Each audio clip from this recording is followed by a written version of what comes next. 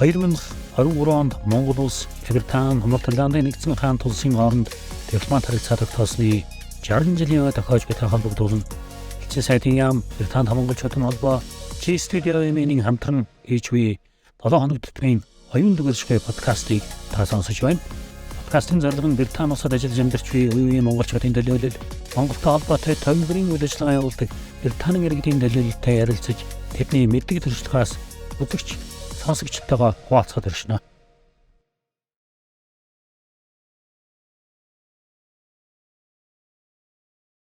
We are honored to have our special guest today, Mr. Jон Grogan, the friend of many Mongolians and the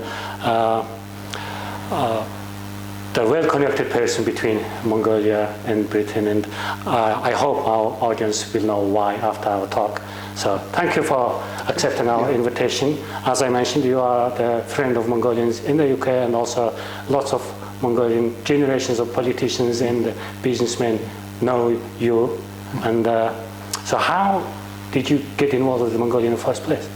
Well, I live in the north of England in a place called Yorkshire. And going back even into the 1980s and before then, there was trade between Yorkshire and also the borders of Scotland with Mongolia about Kashmir. It goes back decades and decades, and so there was clothing firms in my area who had links with Mongolia, and there was one called Burton's Clothing, which was very famous at the time in Yorkshire, and the sort of patriarch, the owner of the of Burton's, went to Mongolia in the 1980s. He just made one visit, but he fell in love with Mongolia, and he came back, and I was working for the council, for the mayor of the city at that time. I was his assistant, and Stanley Burton came back from Mongolia, and he wanted to do something for Mongolia, so he funded a Mongolian studies unit at the Leeds University. And that's why many many Mongolian students, some still go to Leeds to this day. There is that link there, and some Mongolian politicians have studied in Leeds or Bradford. Yeah, indeed. Yeah, exactly. Or Bradford, the neighbouring city. And so the links go back to those days. So I knew something about Mongolia.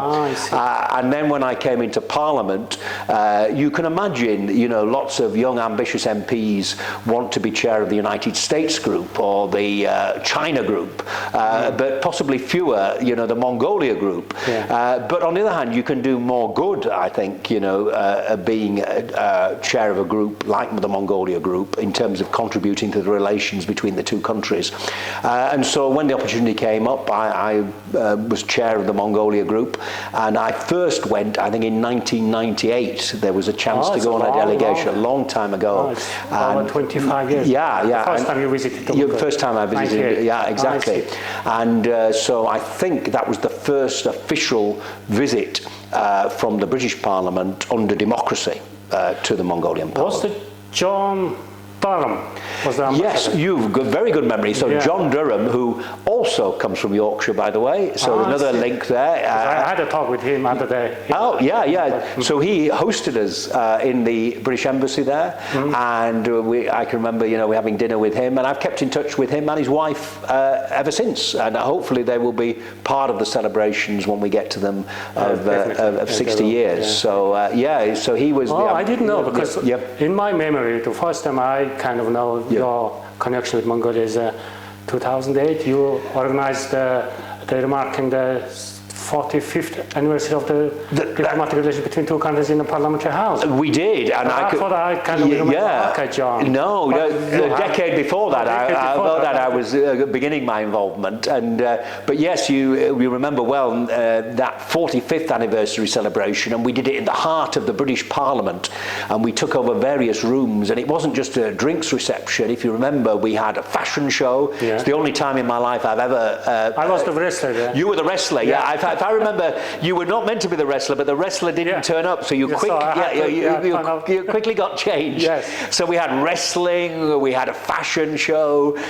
we had all sorts of things going on to celebrate 45 years, and So Tawasambo, Mr. Tawasambo was... Yes, he was coming to the end of his time there, I think. Then. How many ambassadors have you... I think I've seen 5 ambassadors, Mongolian ambassadors here, and I think 7 British ambassadors the other way I've known, and so and then in 2010 I thought I retired from Parliament. I thought forever, but it didn't prove to be the case. I came back in 2017, but then the ambassador at the time, Al-Tangarel, he said, can we set up a Mongolian British Chamber of Commerce, because there wasn't one. And I had some experience in business, and I later went on to chair a coal mine in my area. So I had some experience in business. So we started a Mongolian British Chamber of Commerce, and I think we've held about 55 events in the last decade. Obviously, it was a bit hard into COVID, but we have these doing business with Mongolia seminars, and we've got one coming up actually on February the 1st at Hogan Lovells. So we get some business to host it, mainly in London, but occasionally we do it outside London, and we get 3 or 4 different speakers with a different experience of Mongolia. They could be Mongolians, they could be British, and they all give a little talk. And then in Mongolia, we've done 9 Scottish burn suppers. I remember that pharmacy. I think, have you been to one of them? No, you've never been. Well, every time the seminar you mentioned about the event will take in January. Exactly. So hopefully we'll certainly do a 10th. It's probably going to be next year now, but we'd like to do a 10th in the series. And because you just mentioned. I think also you are the most visited person. Yes, well, I think. There may be. I've been 50 times. Wow, so I haven't been that many times since I came back. Come to UK. So it was. I mean, one year I went 8 times, which is ridiculous, really, because everyone listening to this and watching it will know how hard it is sometimes to get to Mongolia. It's a day's journey either way if it goes well, but sometimes it can go badly, in terms of a delay or whatever. And so, but that was in the years when we were just getting the chamber established, and so I had to go a lot, really. And but there's been, it's obviously a long distance relationship for business, but we have seen, as obviously in Rio Tinto is the big one, and I'm glad to see there's better relations now. That there's quite rightly there's been some hard negotiations, which you'd expect in a democracy. That's a good thing. But I'm pleased to see that is going reasonably well, I think, at the moment. But there's other British companies as well. Obviously, there was the London Stock Exchange, there's Cambridge University, there's Pandrol, which are a railway company which have got contracts on the Mongolian railways, and so there's been a whole range of different companies down the years, and now I'm hopeful that with the new announcement about. It's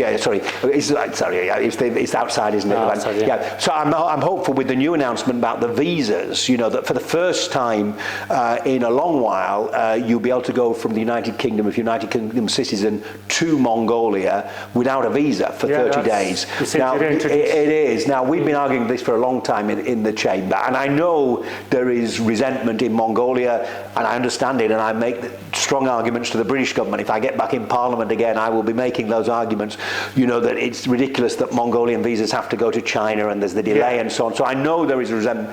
On the other hand, that's very good news. Yeah, hope you will. Well, I will certainly argue that case, and I always have.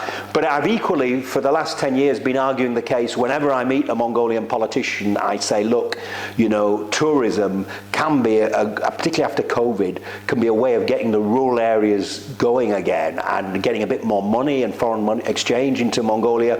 And it is a competitive market, is tourism. There's quite a lot of money there, and adventure tourism, rich people, who will come and pay a lot of money to go out into the countryside and have adventures.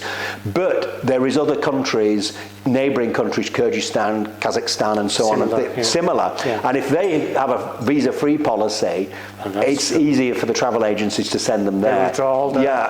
They do. So I think it is a very practical measure to celebrate 60 years of relations, that this is no visa, and I'm hoping it'll probably take. Hopefully the numbers will go up this summer, but I'm hoping next summer and next year, that's when it'll have the real impact, because it takes a while for tourism firms to plan and for people to become aware of the change. Yeah, the logistics of to reach to Mongolia is a bit difficult at the moment, but I guess the tourists will find out the way. I hope so, and also I think I read last week that Miat and Turkish Airlines are doing a code share, and so that may help easier ticketing. Easier ticketing between the two airlines. I think that's a good thing, and will help get visitors to Mongolia. So I remember the Mongol rally used to be one of the also main attraction. Yes. For British people to come to Mongolia. I don't know what's happening. Have you been in touch with Tom already? Yeah, I'm hoping he's going to be at the celebrations. I hope he's on the list, and so I'm hoping that can get going again. You know, and because that was it's as I say, it's a long distance relationship, but events like that, the car rally, put Mongolia in the British imagination, but I think one thing I'm encouraging is I think Mongolian culture and music and film is the next big thing that will put Mongolia on the world map. It's called soft power, isn't it? So it's sort of British soft power is things like, I don't know, the BBC and the Premier League and music. Now I think the Beatles. Yeah. But it was great to see the Who doing a European tour, and here in the very room that we're talking in this afternoon, they were performing just before Christmas. And they're now, it's not just a cultural visit, it's a commercial operation now. And I think, I've always been impressed with Mongolian art, for example, and I think, you look at Korea, and Korea is also a free country, a democratic country. I think art and culture only flourish when people are free. Because you've got to have that. You've got to go a bit against the grain if you're an artist or a musician. You've got to challenge, and you've got to do things slightly differently that perhaps your parents don't agree with all the time. Or and so I think Mongolia now, it could be on the verge of that sort of artistic flowering, and obviously it's a great film set, to get to take films, shoot films there, not just about Mongolia, but about all sorts of things. So cultural connection between two countries are now flourishing. As you know, the Mongolian cultural envoy. Yes, and she's done a fantastic job. Her friends are also the new Tamakkoitur. That's coming to the UK that's West right. End. Exactly, and there was a film festival for the first time, Mongolian Film Festival last year, which was very good. So I think that could be a big thing for Mongolia. So obviously, the two countries are quite different countries, isn't it? One is island surrounded by sea. Mongolia is surrounded by landlocked, surrounded by two countries. And the culture is different. Must be there are lots of cultural differences. You must have some kind of funny I mean, having said that, there are some similarities. Obviously we've both got an imperial past. And that affects both countries to this day. Obviously, both democracies now and both market economies. So, but there are, incidentally, by the way, Mongolia is only one of 21 countries in the world that the United Kingdom has never invaded. Of all the countries, yes. So there's not that many if you look at our imperial past. So I don't know how many countries Mongolia haven't managed to do. No, I don't know. I must. Yes, indeed. I suppose that there's probably not many countries in Europe or Asia that Mongolia hasn't invaded at one stage or another. Maybe South America. But yes, sometimes you do get misunderstandings, shall we say. So I can remember one of my best moments in Mongolia was I went to the Mongolian Boxing Championships, and I went in 2012, and so it was before the London Olympics. And Mongolian, as a wrestler yourself, you know that Mongolians like winners, they don't much like losers. So the winners were going to London, the losers were going back to the steppe, never to be heard again. So it was a really intense championships. And I had retired as an MP at that point, but I was one of the guests there, the international guests. And then at half time, they asked me, the translator said they want to introduce the international guests from the ring. And so how do you want to be introduced? So I said, well, introduce me as a former British Member of Parliament and a good friend of Mongolia. So this message went to the ring, and then they rang the bell, and they introduced the German and the Japanese delegate, and then they got to me, and there was polite applause for them, but they got to me then, and they introduced me, and there was a standing ovation. Oh, wow. And I thought, well, what did they say? I've never got this. Okay. So I asked you didn't know what they did. No. But the translator said, well, they said you were a good friend of Mongolia and a former English heavyweight boxing champion. So I mean, there's something that got lost in translation. So you had to pretend. There was no way I could. I just had to sign the autographs of the children, and yeah. So, but lost in translation. Lost in translation. But again, the Mongolian sport. I think we both love sport as countries.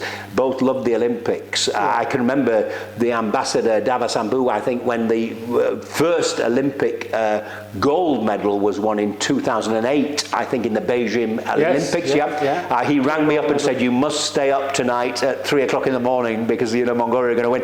And obviously they won medals here in London. And I can remember there was one Mongolian boxer who his mother was Mongolian, his father was African. Yeah. Munkadeen. And he was. I thought that was a big moment because he could be a proud Mongolian. Who and yet he not pure blood in terms of but and so I enjoyed that moment. I think it was a big moment for Mongolia. Equally now it is fantastic to see the women at the last Olympics in the basketball and that I think because it's good for Mongolia to have team sports as well as one-to-one sports. So and in fact I think it was one of the former Mongolian presidents said that Mongolia should hold the Olympics. I think in 2048 is the plan. Yes. So I think I'll be 86 then. So I've decided that will be my last visit to Mongolia to see the Olympics. I think also President Ilbukdaj actually. Yes. Yeah, it was Elbukdaj. He was, wasn't it? Yes, it was. That's right. Yes, indeed. Yes. But who knows? Who knows? Because Mongolia will be very hopefully a pretty rich country. You see the Qatar host. Exactly. 3 million people. Exactly. So it could be done. If economically viable enough, then exactly. That is 25 years away, isn't it? So it's possible. It's possible. Just we need to work hard. Yeah, you need to work hard. Yeah. And so obviously you have lots of political connection, economic business connection in Mongolia. How do you value the current situation between two countries, business-wise, and is it heading in the right direction, or is it? I mean, you mentioned a few cases. Yes. So I think there's the business and the politics, really, isn't there? I mean, I think on the politics, I always say, and obviously there is always going to be controversies and so on, and there's been demonstrations and things, recently. But it's a healthy thing, I always say. When I see a demonstration in Mongolia, I go up and, chat to the demonstrators and ask, what are you demonstrating about? And, I think I was captured on a film doing that last year. And someone said, well, why are you doing that? And I said, well, that is a healthy thing, democracy. And I think the Prime Minister came out and spoke to the demonstrators, which I think is a good thing as well, afterwards as well. So I think it's a remarkable achievement, is Mongolian democracy. If you look at Japan to the Baltic states, there is no other democracy in all that proper democracy, except for Mongolia. I mean, there are countries like Uzbekistan that are hopefully on the way, but and there's countries that are reforming in Kyrgyzstan and so on and things. But there's nowhere where you've got a sort of free press, you can say what you like, and the elections mean that governments change if the votes indicate that. So that's a remarkable thing in 30 years to have got that far. Whatever the problems of month by month, day by day, all democracies have that. That to me is the main thing. As for business, it's hopefully COVID was a big thing, wasn't it? And Mongolia's had its difficulties as well with the China lockdown, and it's good that the railways are now, improving there to the borders and so on and things. That's going to make a big difference in terms of exports. It's been difficult with the situation in Ukraine. And one thing we did do in the United Kingdom, one thing that we did do with the Chamber is lobby the British government to make an exception for Mongolia, making payments for Russian oil, so that the sanctions were not applied, because the banks obviously didn't want to break those sanctions. So we successfully lobbied, having had communications with the Mongolian government and with the Mongolian Central Bank. So that was a good move. And Mongolia is meant to grow this year more than most countries in the world. So I'm hoping that we will see more British investment there. I mean, it's nice to hear the British government is supporting Mongolian democracy as much as they could. Yes, awkward position. It was an awkward position, and people recognise that. And obviously it is. I myself I'm actually banned by the Russian government. I can't go to Russia because I have supported Ukraine and the democracy there as well as in Mongolia. So I have to be careful now on my flights that I don't go over Russia. But I understand, obviously, it is a subject of debate in Mongolia, but it is obviously more difficult in Mongolia. I think that... the current political situation in the world is a bit strange. It is. It is. It is. But it is important Mongolia there is a democracy. It has its third neighbour policy. Also, I think, and who knows in the future whether this can be Mongolia can play a key role. Its relations with both North and South Korea are important for the international community as well, because it's the only country in the world really that has cordial relations with both North Korea and South Korea. And I think it was Mongolia was nearly the venue for talks when President Trump was in charge with the North Korean leadership. In the end, it wasn't Mongolia, but it could be in the future. And so Mongolia does play an important role, and also obviously in peacekeeping as well, alongside British soldiers as well. At sometimes Mongolian soldiers are good, as you'd expect the descendants of Genghis Khan to be. So we speak just before the very exciting celebrations of 60 years of diplomatic relations between our two countries. And what a day that must have been when the diplomatic relations were first signed. And I always quote the gentleman who went up from Beijing on the train, and he went to Ulaanbaatar, the British diplomat, the first British diplomat in town really. And he reported back to the Foreign Secretary at the time, and he said Mongolians are a people who have a capacity to make friendships and a love of freedom. Wow. Now, what an amazing thing to say in the early 60s. I was barely born, in those days, but you think back to how different it must have been in Mongolia, but for that diplomat to spot that. And so it's well worth celebrating. And we were the first country, Western country. India had recognised Mongolia by that stage. Mongolia was in the United Nations, but we were the first European or North American country to recognise. That Mongolia was a red hot communist country. It was, and I think there might have been a bit of spying going on in the British embassy, probably. There might have been a bit of spying. And then there was the great tradition for many years, which is still going on another bar, of the step-in at the British embassy in Mongolia, which was the bar really, and the ambassador serving behind the bar, and that must have been quite something in the 80s, I think, and which existed back until the 90s. Every Friday evening, that bar. Because my wife is British citizen, and she had worked in Mongolia for 3 years. She used to go to that pub. So she told me all that. So that was the centre of Brits in Mongolia at that time. But we're doing the celebrations here. It's going to be. We're looking forward to the visit of the Deputy Prime Minister from Mongolia, whose his office is connected very much with the embassy here, and also with me and things, and trying to get as many meetings as possible. So we're looking forward to that. And then we, as a chamber, on the week after that, on February the 1st, are having our Doing Business with Mongolia seminar at Hogan Lovells. And Sirod, our big friend in Mongolia, who we cooperate with, Sirod and B2B Mongolia, he's bringing a delegation of about 20 Mongolian businesses over. So we're looking forward forward to hosting them. And then it's interesting that in Mongolia, just in the last few months, some of the British business people in Mongolia have formed a sister chamber to us. They're calling it the British Mongolian Chamber there, and they are organising. So we've got good relations because they can organise it. I thought this is a No. So we are going to organise things here. Occasionally go to Mongolia with a delegation, and they're organising things in Mongolia. So cooperation with them could be very fruitful. And I think one area, if you had to pick one industry where Britain has some expertise and it's a big future in Mongolia, is renewable energy.